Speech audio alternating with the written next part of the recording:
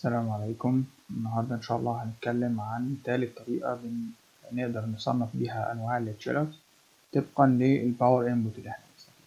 طبعا كل اللي فات اللي احنا كنا بنتكلم عليه ده كله الكتريك دريفن، يعني فيه كومبريسور وبيدخل له كهرباء مباشرة للسيستم بتاعي، فبالتالي ده كله يعتبر الكتريك دريفن اللي احنا اتكلمنا فيه من قبل كده، سواء كان ووتر كولد أو اير كولد. اللي هنتكلم فيه النهاردة الجاز دريفن أو الابزوربشن سايكل. absorption سايكل بتستخدم غاز او سولار او حاجه طبيعيه بتتحرق، ما بتستخدمش كومبريسور، وهنشوف فرق الدايره بتاعتها ازاي في السلايدز اللي جايه. والرينج بتاعها طبعا من 100 لغايه 1600 طبعا.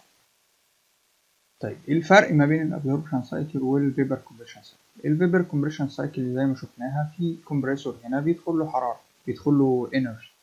الفرق ان انا فكيت الكمبريسور عندي هنا بثلاث حاجات: ابزوربر وبامب وجنريتور. تمام. الابزوربر ده بيبقى عامل زي كانه السحب بتاع الكمبريسور، البامب دي هي بتعمل الكمبريشن نفسه، وبعد كده اخر مرحله اللي هي توصيل او المرحله اللي البامب فيها او الكمبريسور فيها بيزق الريفريجرانت للكوندنسر، هي دي اللي بيعملها جنريتور. فهو كأني فكيت الكمبريسور بالابزوربر والبامب والجنريتور. طيب خلينا نشوف السايكل دي بقى بتشتغل ازاي او ايه اللي بيحصل هنا طبعا في الجنريتور اللي بيدخل عندي الهيت انرجي بتاعي او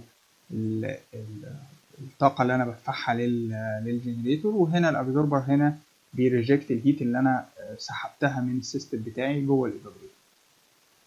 طيب هنشوف دي الدايرة الطبيعية بتاعتي. هنا الكوندنسر، وبعد كده الاكسبانشن ديفايس، بعد كده الايفابوريتور فيه ريفريجرانت، خليط ما بين البخار والسائل، بيبدأ يسحب الهيت اللي موجودة جوه السيستم عندي، وبعد كده بيتبخر كله. خلاص هنا داخل لي فيبر ريفريجرانت يدخل على الابزوربر. الابزوربر دي بتبقى مادة في الأغلب بتبقى ليثيوم بروميد، في طبعا أشكال تانية غير الليثيوم بروميد بس الأشهر هو الليثيوم بروميد. بيبدأ يسحب الفيبر ده يختلط بالليثيوم بروميد ويبقوا مادة واحدة، وهنا الفيبر بتاعي بيبدأ يريجكت الهيت بتاعته. تمام، بيمتصها الليثيوم بروميد اللي موجود عندي.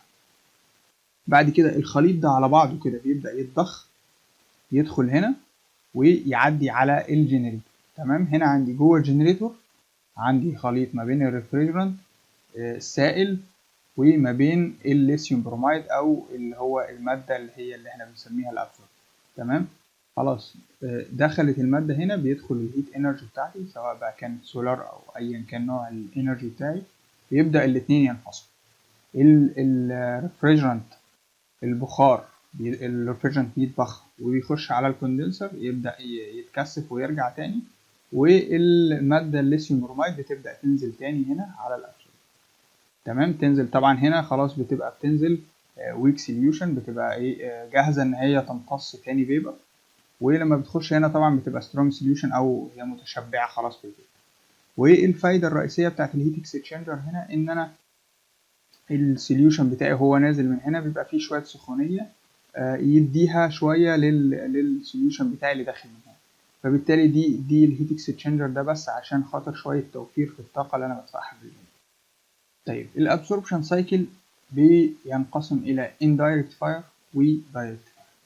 الاندايركت فاير بدوره بينقسم لسنجل افكت ودبل.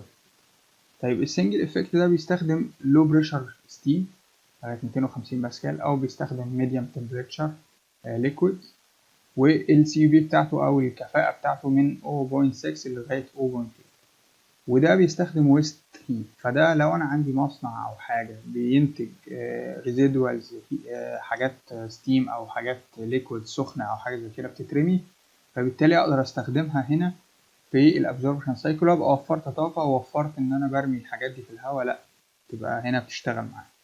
الدبل افكت بيستخدم تمبريتشر بريشر عالي في الستيم، او والتمبريتشر برضو بتاعت الليكويدز بتبقى اعلى 188، والسي اي بي بتاعه بيبقى اعلى طبعا من 0.9 ل 1.2، وده بيحتاج له بويلر خاص بيه.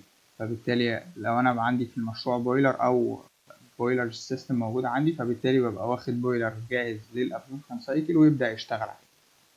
طيب اشهر نوع الاخير اللي هو الدايركت فاير، ده بيبقى جواه بيرنر خاص بيه، والبرنر ده بيبدأ يدخل له هو الغاز او السولار يتحرق جواه، وبعد كده هو يكمل بقى بقية السايكل. والسي بي بتاعته قريبة جدا للدبل افكت، بس طبعا انا وفرت في الدايركت فاير، وفرت ان انا يبقى عندي ديديكيتد بويلر بالسيستم بتاعه، فبالتالي هو الاشهر والاكثر استخداما يعني دايركت فاير. وبيقدر يعمل لي حاجة كويسة جدا، ان انا اقدر ابروديوس تشيلد ووتر وهوت ووتر لو انا عايز استخدمها في حاجة تانية، يعني الاتنين بينتجهم في نفس الوقت.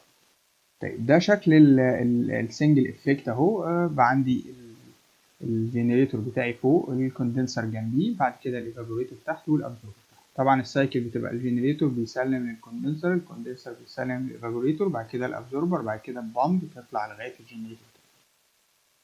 طيب الدبل افكت الفرق الوحيد ان انا بقى عندي هاي تمبريتشر جنريتور ولو تمبريتشر جنريتور، وطبعا الكوندنسر الايفابوريتور والابزوربر بتاعتي والبامب بتاعتي اللي بتسلم بقى.